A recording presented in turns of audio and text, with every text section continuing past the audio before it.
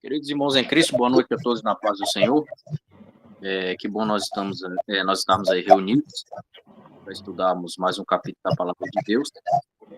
E nesse instante, vamos começar fazendo uma oração ao Senhor.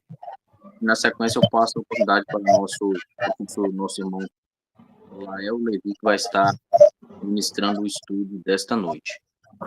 Oremos. Amado e soberano Deus, Pai eterno e bendito, uma vez entramos na tua presença, para te agradecer por mais um dia concedido a nós. Pedimos, Pai, que o Senhor nos ilumine, nos dê graça, nos dê sabedoria para compreendermos a tua palavra nesta noite. Apresentamos o professor e pedimos que o Senhor venha guiá-lo e ajudá-lo para a glória e honra do teu nome. Deus, nós já apresentamos em teus cuidados esse estudo, desde agora e para todo sempre. Amém. Vou pedir ao irmão Eduardo que desligue o microfone, que está dando um pouco de microfonia, vai acabar atrapalhando o raciocínio da aula aí. Acho que ele esqueceu de desligar isso, muito bem. E agora eu vou estar passando a oportunidade para o nosso irmão Lael. Oportunidade, Lael. Pronto, obrigado, meu nome. Pai do Senhor Jesus, para vocês todos. Bênção pura. Estarmos juntos mais uma vez. Nós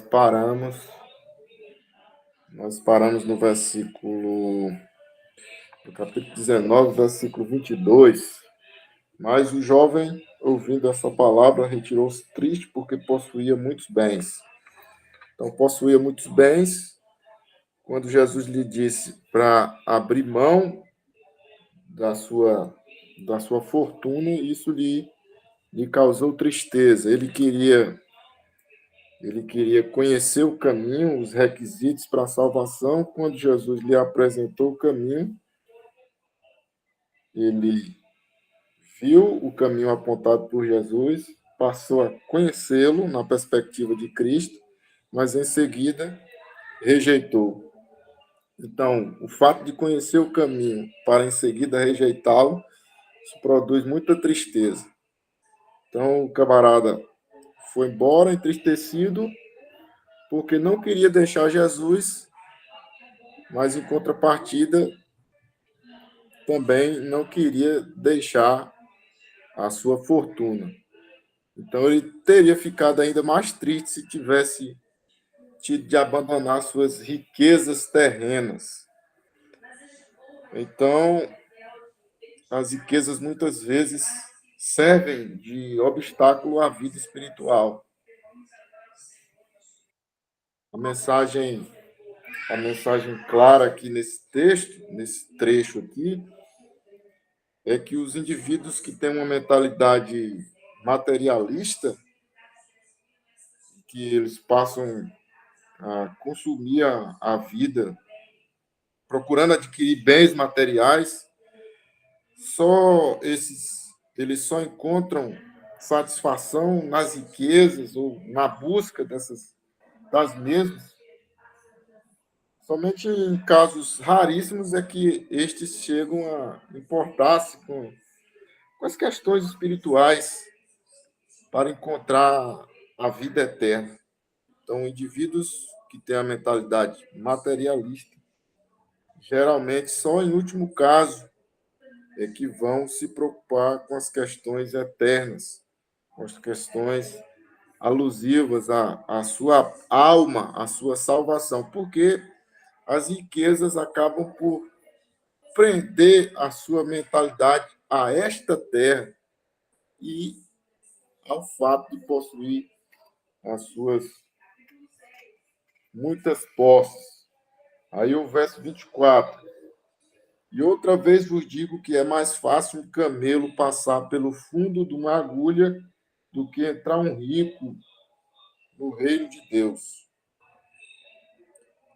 Aqui, segundo um manuscrito antigo, isso é um provérbio lá antigo, e o provérbio original dizia sobre elefante, mas Jesus aqui colocou camelo, porque era o animal, o maior animal que se conhecia lá na Palestina. Portanto, fazer passar um camelo pelo fundo de uma agulha seria algo impossível.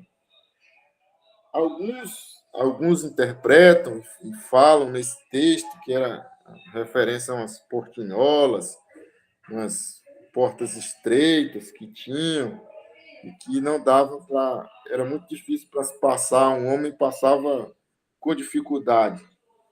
Não sei se Jesus está querendo falar sobre isso, mas eu acredito que ele está usando uma hipérbole mesmo, uma ideia do exagero mesmo, da impossibilidade, da dificuldade que é alguém com a mentalidade materialista entrar no reino de Deus novamente, porque ele fica preso, se torna soberbo, se torna avarento. Geralmente, quem tem muitas posses tem tendência a isso. Só alguém desprendido, que era essa lição que Jesus queria ensinar ao jovem rico, que possivelmente, por conta da sua jovialidade, havia conseguido. Eu também penso que usou uma hipérbole. Havia conseguido a sua riqueza mediante herança, né? Por conta da sua pouca idade. Estava acostumado a viver uma vida boa, por assim dizer, a ter servos, a ter funcionários, nunca enfrentou escassez, nunca enfrentou dificuldade. Ao pelo menos imaginar isso, aí ele surtou, diz, não, isso aqui é muito difícil para mim, isso é doido, rapaz. Não, é difícil, é complicado. E aí saiu triste, porque viu que não estava conseguindo se encaixar no padrão, nos requisitos para ser alguém salvo. Então, na verdade, o que ele fez foi trocar a salvação e preferiu ficar com suas posses. Pensou só aqui nessa terra, pensou só nessa vida. Então, Jesus aqui está querendo usar essa linguagem aí, essa dificuldade que tem de alguém que tem a mentalidade materialista, abrir mão disso e se dedicar inteiramente, coração inteiro para Deus. Ele fica sempre dividido, não consegue se entregar por inteiro para amar a Deus de forma total. Que é isso que Deus requer de nós. Deus, de todos os benefícios que Ele tem nos dado, o que Ele requer de nós é um amor genuíno, um amor sincero. Mas o camarada não conseguiu fazer isso. O 25. Quando seus discípulos ouviram isso, ficaram grandemente maravilhados e perguntaram: quem pode então ser salvo? Este versículo aqui ele é um indicativo de que os discípulos até esse momento aqui, eles aceitavam a ideia que era muito comum lá entre os judeus, de que as riquezas eram uma certificação da bênção de Deus sobre quem as possuía. Eles tinham esse entendimento lá. Se o camarada é rico, se alguém é rico, é porque a aprovação, a bênção, o carinho, o cuidado, o xodó de Deus está sobre aquele alguém.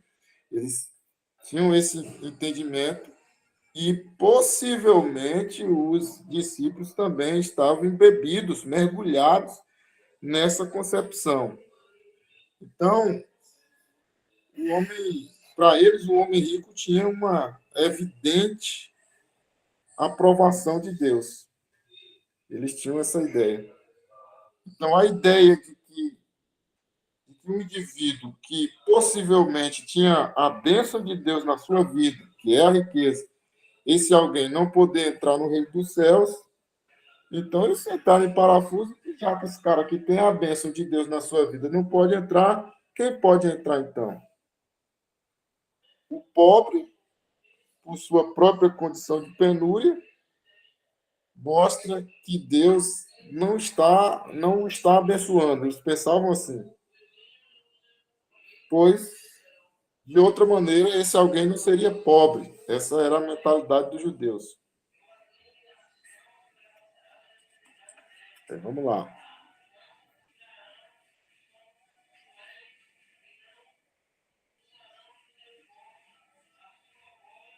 Contrariando todas essa perspectiva aí, é melhor a gente compreender que os discípulos achavam que as riquezas evidenciavam as bênçãos de Deus e a aprovação de Deus sobre alguém. Por isso, os ricos deveriam ser pessoas que seriam salvas pelo fato de serem ricas. Aí Jesus ensinou que a posse de bens materiais não aprova. A aprovação de Deus não vem só porque alguém é rico, mas que usualmente o oposto é que expressa a verdade. Os ricos geralmente abusam de sua posição, de seu poder, e eles vivem a desrespeitar as regras sociais, vivem independente de Deus, independente dos outros homens, e usam suas riquezas para viver de forma soberba. Aí Jesus deixa claro que tais pessoas dificilmente entrarão no reino dos céus, porque as riquezas materiais servem como um obstáculo à vida espiritual.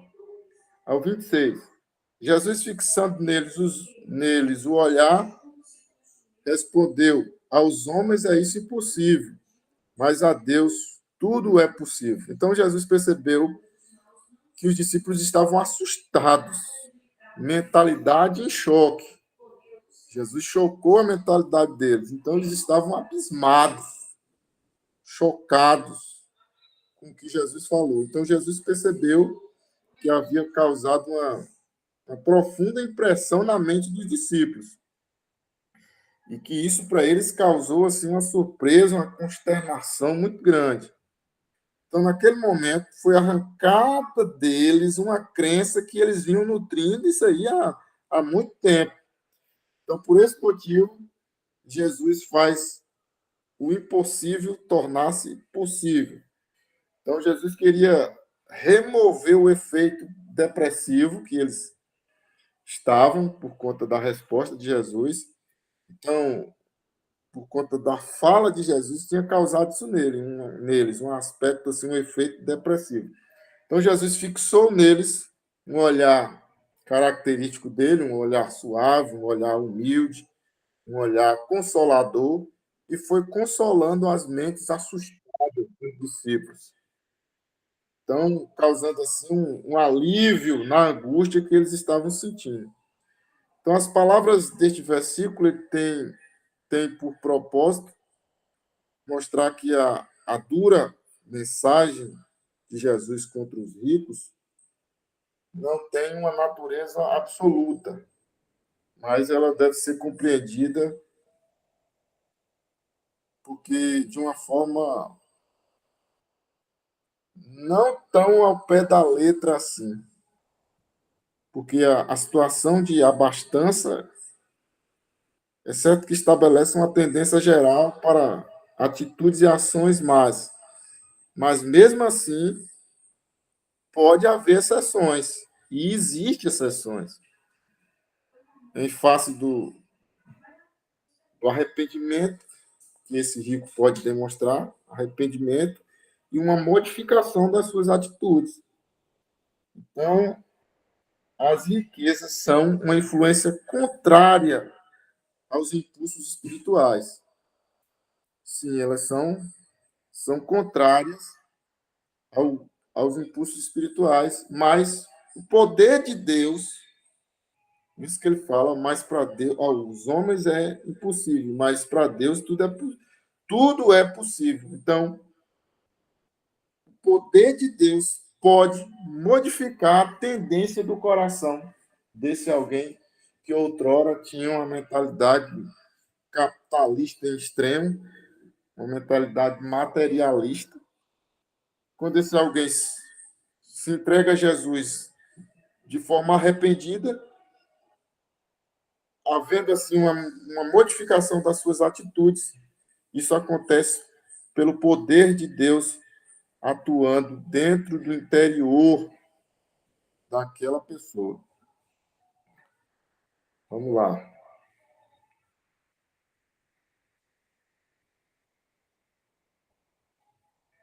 Então, as palavras de Jesus ilustram aqui que essa entrada no reino é impossível para a capacidade humana. De fato, pela capacidade humana é impossível a entrada no reino. É impossível por o próprio poder humano. É impossível o homem pelo seu próprio poder. Ele não pode salvar-se, não pode auto se perdoar. Deus, porém, pode sim purificar o passado desse alguém. Deus pode desfazer todos os maus efeitos do pecado e conceder a essa pessoa uma esperança firme quanto ao futuro. É esse o poder de Deus inerente à salvação, no que diz respeito à salvação. É uma modificação extraordinária. Por isso que o ímpio às vezes fala, mas fulano era assim, agora está dizendo que é crente. E é exatamente isso. Porque é impossível aos homens, mas para Deus tudo é possível. O poder regenerador de Deus faz uma obra extraordinária na vida do ser humano, inclusive tirando-lhe o amor pelo dinheiro, que é uma coisa difícil de ser arrancado. Então é isso que Jesus pretendia ensinar aqui. Aí, a partir do 27, Jesus começa a falar sobre as recompensas dos discípulos. E aí ele faz a sua promessa de recompensa aos discípulos. Então Pedro, tomando a palavra, disse-lhe: Eis que nós deixamos tudo e te seguimos. Que recompensa, pois, teremos nós? Pedro, dado o seu temperamento assim, dado seu temperamento impetuoso, ele era alguém um ímpeto muito forte, geralmente ele falava pelos discípulos. Ele era alguém que tinha a capacidade de falar sem pensar. Pedro, às vezes, falava sem pensar. Ele tinha uma agonia para falar.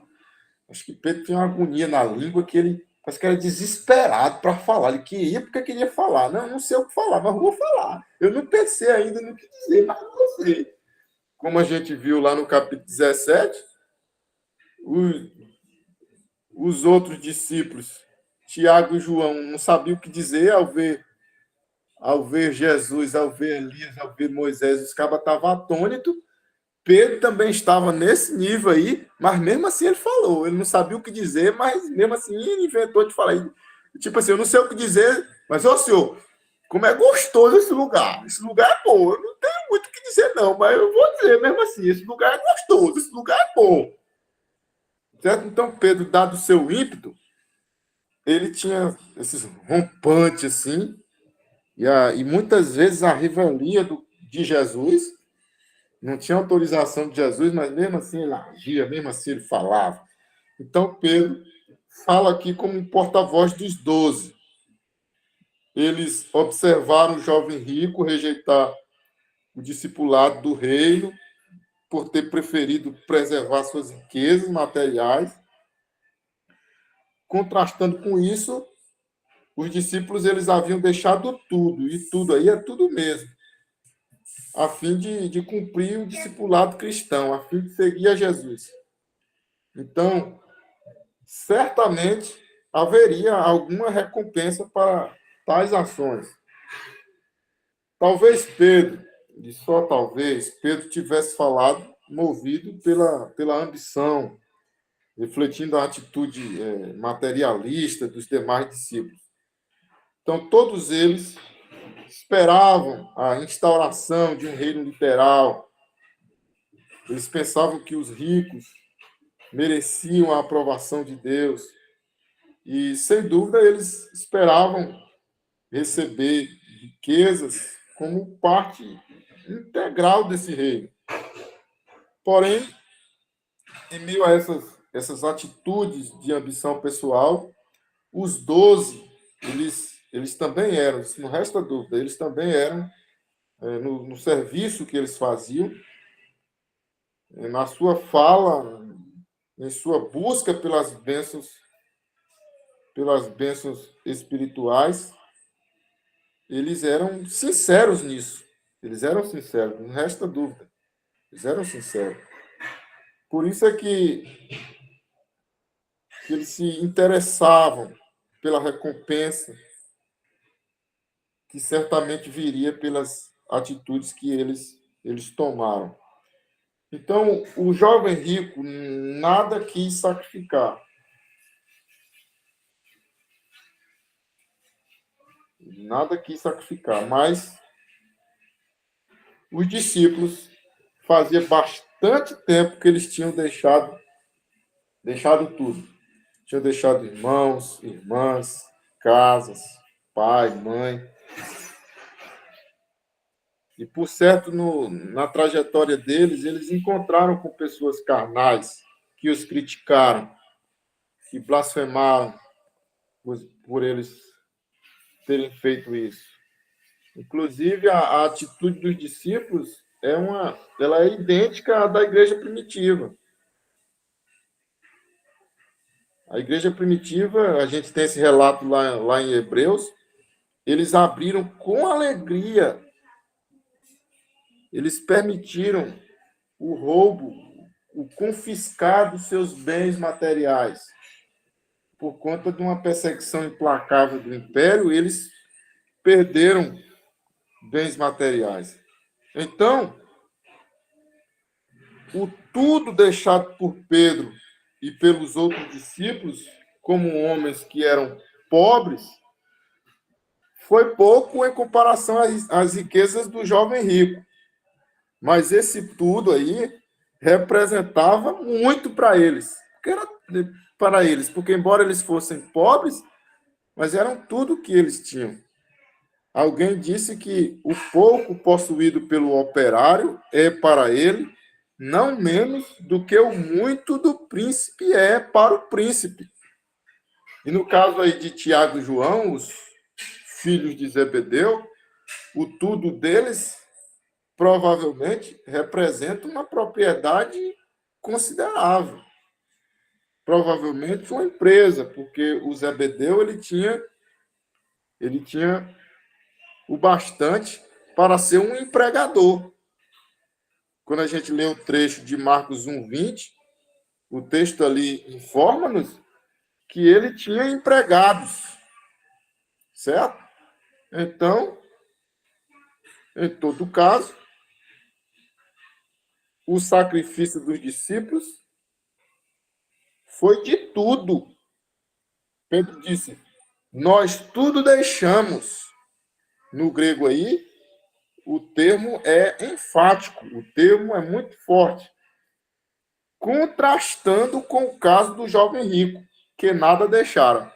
Se o jovem rico nada deixara, os discípulos, muito pelo contrário disso, deixaram tudo e estavam seguindo o Senhor Jesus. Aí o verso 28. Ao que lhes disse Jesus, em verdade vos digo a vós que me seguistes, que na regeneração, quando o Filho do Homem se assentar no trono da sua glória, sentar-vos-ei também vós sobre 12 tronos para julgar as tribos de Israel. Essa é uma promessa que Jesus fez especialmente aos 12. Especialmente aos 12. É certo que nós temos as passagens de Apocalipse 2:26, Apocalipse 3:21, que indicam que a autoridade de reinar com Cristo durante o milênio será dada amplamente aos membros da igreja, os crentes, os redimidos, como uma forma de recompensa, ou pelo menos como um dos elementos da recompensa que é prometida aos cristãos fiéis. Mas Jesus prometeu autoridade especial aos apóstolos, e o trecho de Apocalipse 21:12 ensina justamente isso. Então, é uma promessa específica, especial aos 12. E eu, particularmente, acredito que eles fizeram por onde? Fizeram por onde receber essa homenagem especial de Jesus. Eles fizeram por onde? Eles deixaram tudo. Agora hoje tem uns uns camaradas que auto-intitulam apóstolos, é auto-intitulação, eles mesmos se consagram, porque pressupõe alguém no mesmo nível deles ou no nível maior para consagrá-los. Então, deve ter tido um primeiro apóstolo que se autoconsagrou apóstolo e consagra os outros tudinho a apóstolo hoje em dia. Eu quero ver esses camaradas que se consideram apóstolos e têm um orgulho medonho disso. Eu quero ver eles sentarem nos tronos. E, não, licença aí, Tiago. Licença aí, cara, que eu também sou apóstolo. Eu vou sentar em um desses tronos aí. Nem o Paulo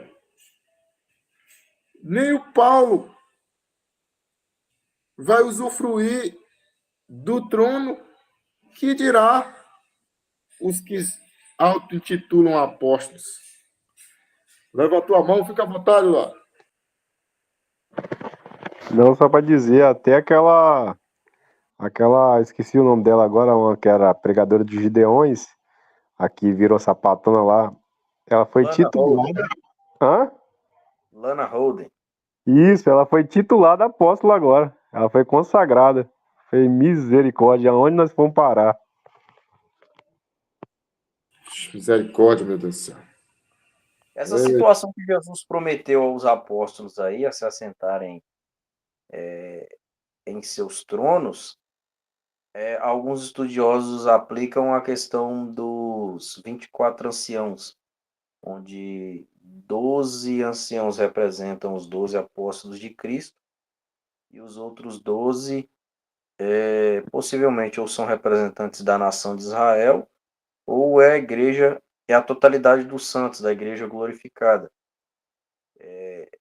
Mas aí, quando Jesus prometeu eles se assentarem em tronos,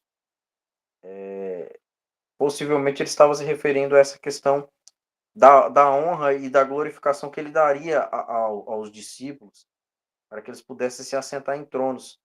E aí a gente vê essa citação dos 24 anciãos lá em Apocalipse capítulo de número 4.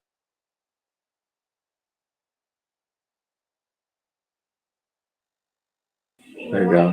Bacana. Muito bom. Ô, Lael, você falou que... deixa eu discordar de você. Raras vezes eu discordo de você, viu?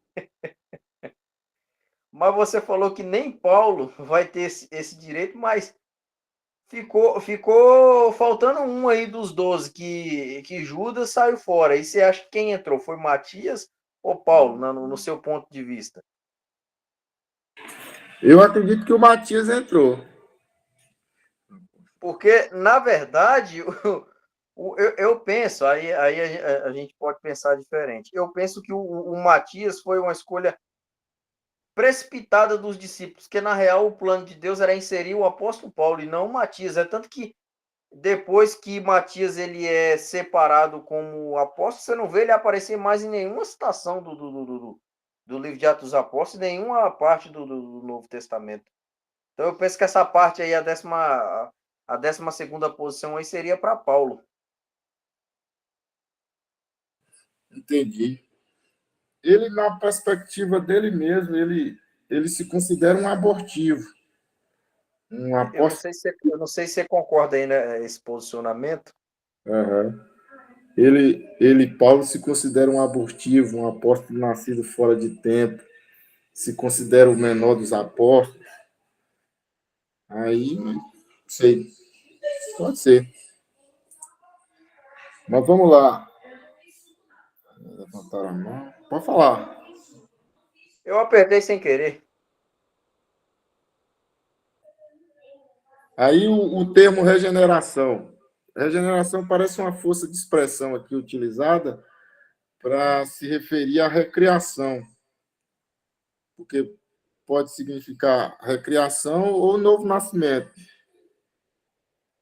Só tem essa expressão aqui em Tito 3,5. Em Tito 3,5 está falando justamente de um novo nascimento, né?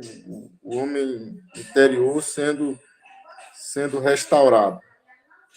Mas nesta passagem aqui, de Mateus, está em vista o renascimento do mundo inteiro, incluindo aí os elementos físicos, que eu considero que a natureza ela não é tão bela quanto ela já foi e quanto ela será. Inclusive, eu acho uns pássaros, uns passarinhos que tem hoje, eu acho feio. Um bicho feio do papão, das canelonas. Se eu ver um bicho daquele no escuro, eu corro. Bicho feio, medonho. Então, eu acredito que tudo isso será restaurado quando a maldição que foi lançada contra a terra tiver sido removida. Então, no milênio, o mundo e as nações haverão de sofrer tremendas alterações, modificações. Então, quando dessa regeneração do mundo, essa recriação, entre aspas, do mundo, Cristo estará presente na qualidade de rei do universo. Mais tarde, aí, terminados os 1000 anos, ocorrerá mais uma regeneração, entendendo que o milênio, em realidade, ele será apenas um estágio intermediário, melhor, preparatório para o estado eterno. Nesse versículo parece que tem uma profecia paralela aí de Isaías 1:26, que diz: "E te restituirei os teus juízes como eram dantes, e os teus conselheiros como antigamente. E então te chamarão cidade de justiça, cidade fiel." Aí os 12 tronos, evidentemente, alude ao poder político literal. Agora sim, poder político literal.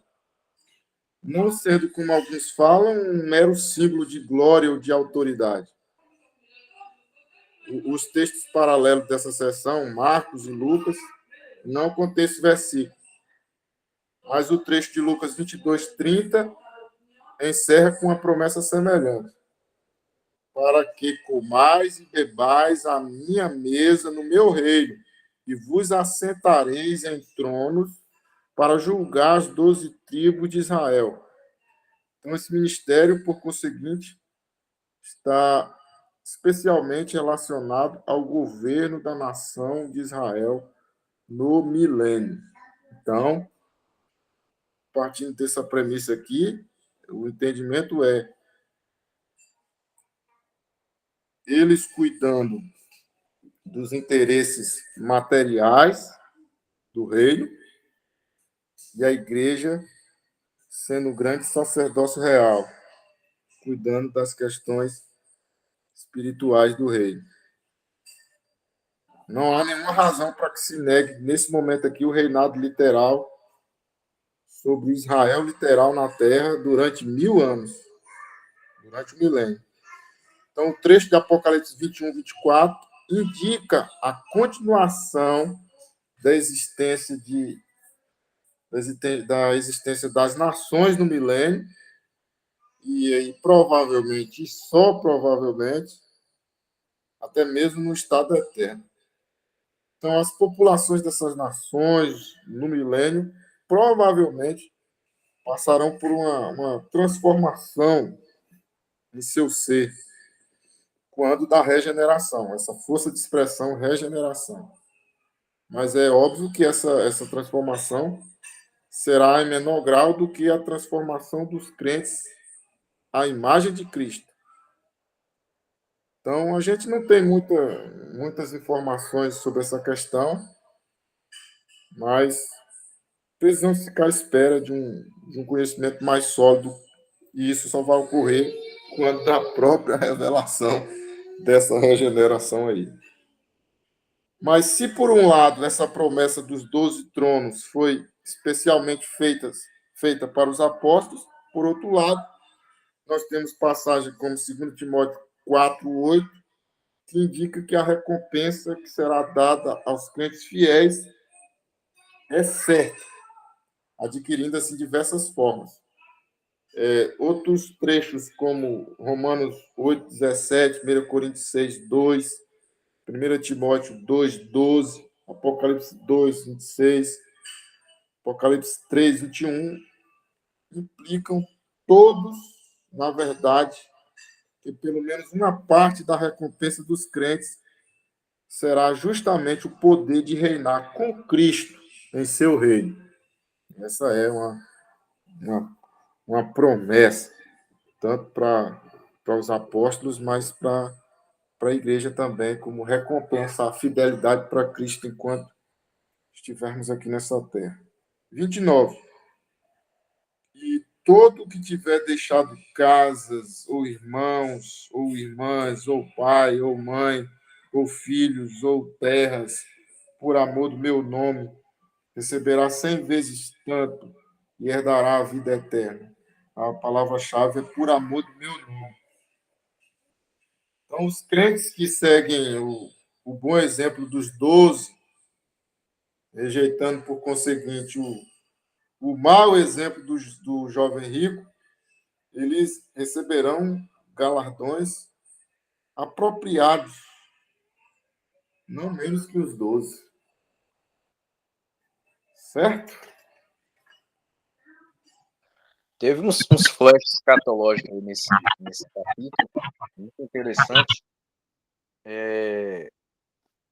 Eu penso que essa questão do assentar nos tronos, os discípulos, isso aí vai ser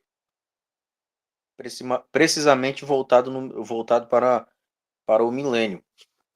Eu penso que haverão duas tratativas, de Cristo com a igreja e de Deus com Israel. E aí o foco de Mateus é voltado ao sentido judaico. Então toda a escatologia que é inserida em Mateus, ela é voltada para um cunho judaico. Igualmente no milênio também há profecias e há vaticínios de que Davi vai assentar-se no trono e vai sublegislar juntamente com Cristo. A igreja vai legislar ao lado de Cristo e Davi abaixo de Cristo legislando sobre a Jerusalém terrestre. E isso também vai ser igualmente no perfeito estado eterno. O perfeito estado eterno, como Lael bem pontuou aí, eu penso que os corpos dessas nações, elas não serão corpos glorificados, mas sim corpos adaptados para a atmosfera de glória.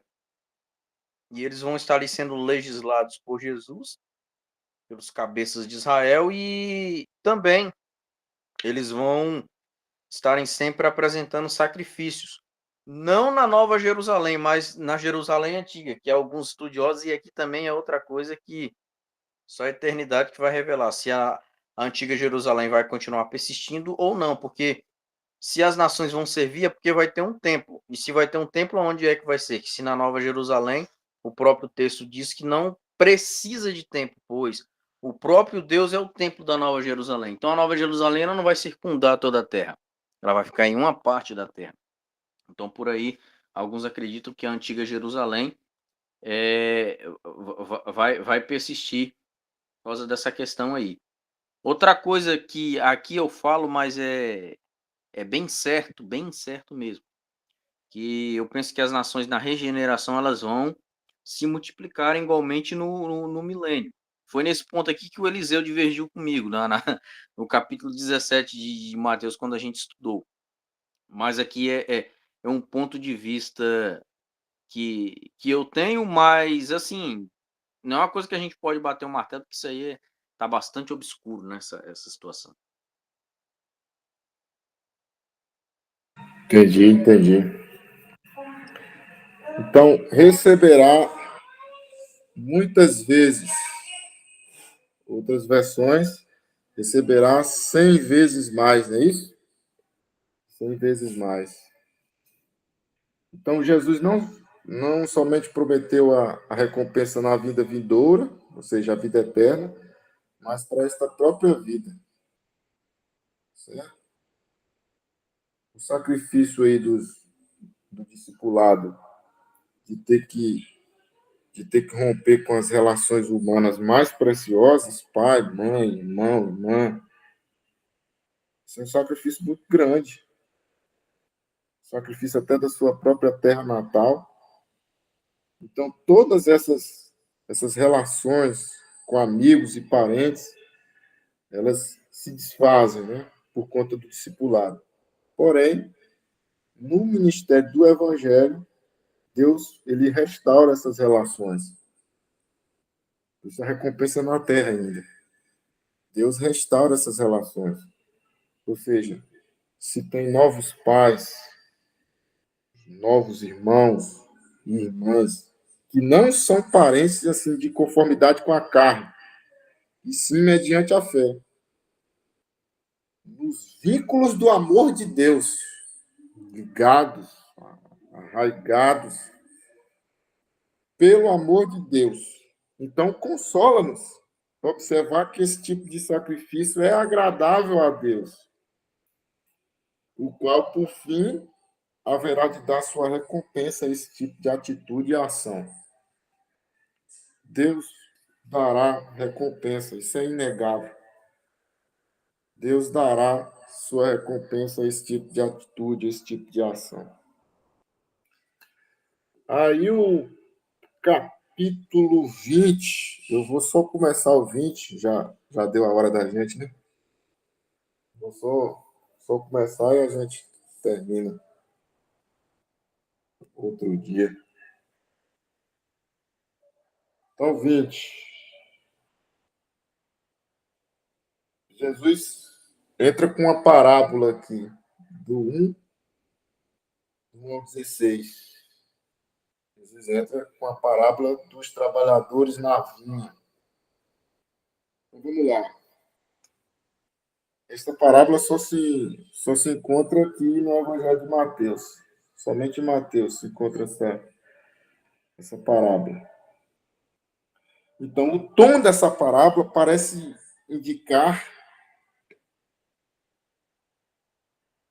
parece que tem a intenção de sacudir assim como é que se fala a palavra que eu usaria aqui?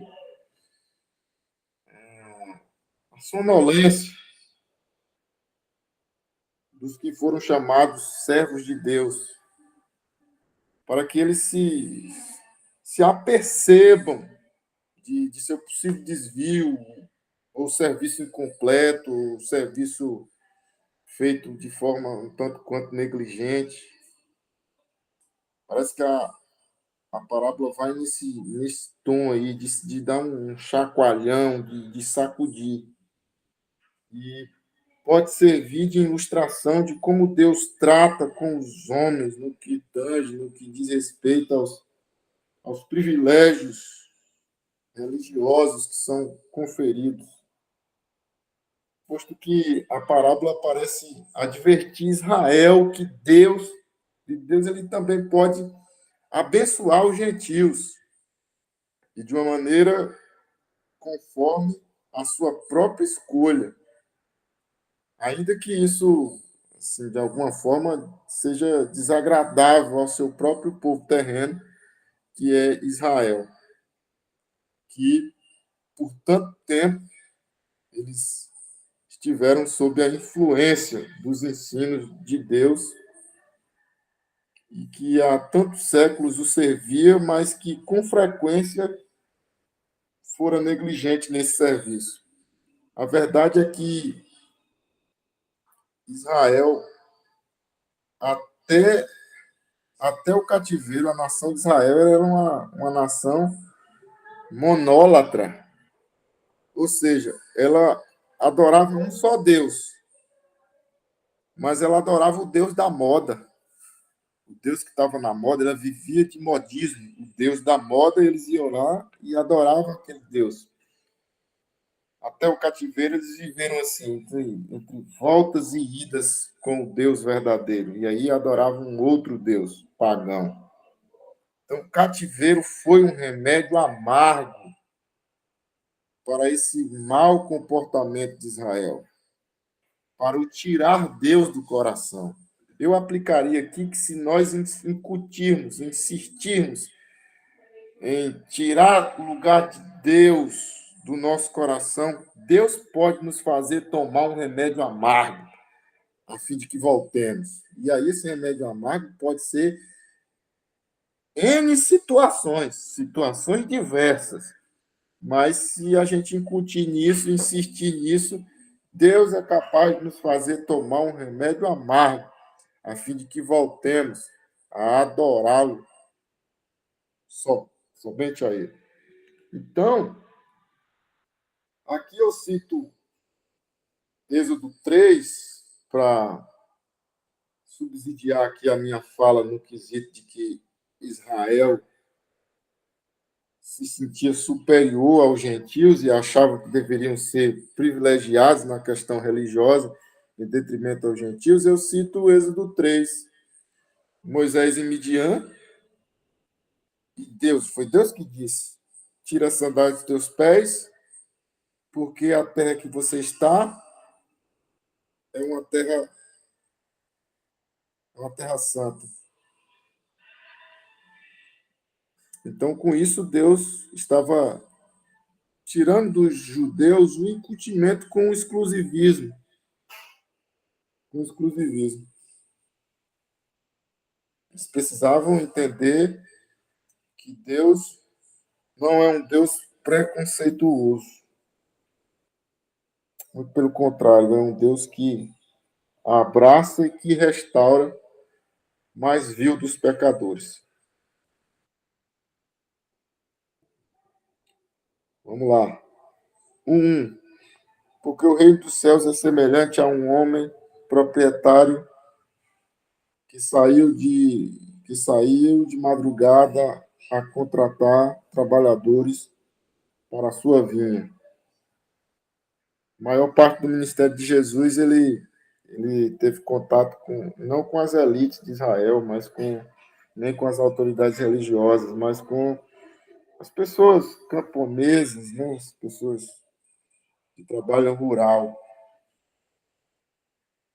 as pessoas que não estavam em contato íntimo com a corrente principal do judaísmo. Muitos desses, eles pertenciam ao grupo que os fariseus chamavam de honrareis, que significa gente da terra, isto é, habitantes do interior.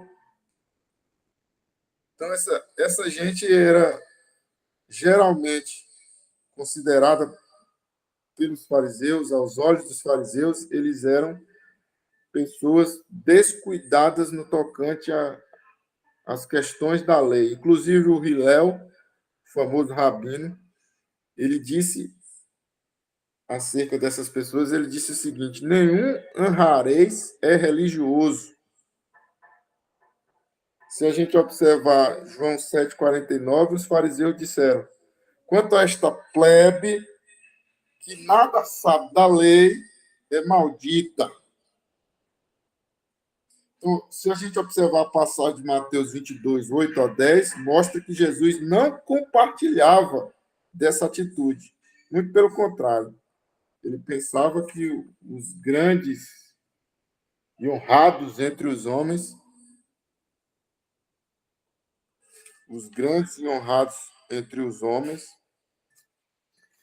eles não eram superiores às pessoas que moravam no campo. O dono da casa aqui representa Deus, que é o proprietário do universo, o qual é o seu domínio, a sua possessão, a sua casa, onde todos, em algum sentido, são servos de Deus. Tá bom, Mimael? Vamos ficar no 1, 10h37. Beleza, Léo, 10h37. A gente continua na semana que vem. Deus quiser, querendo o Senhor.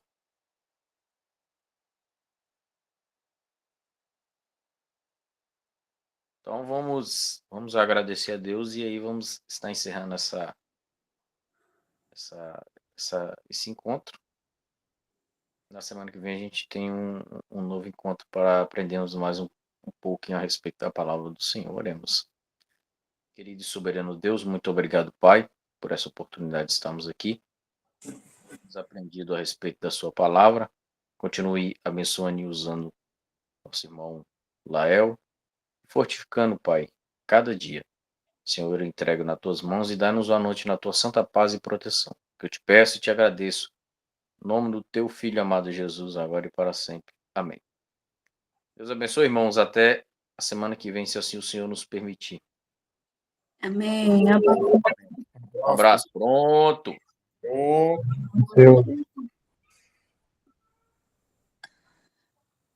Oi. Lael Levin.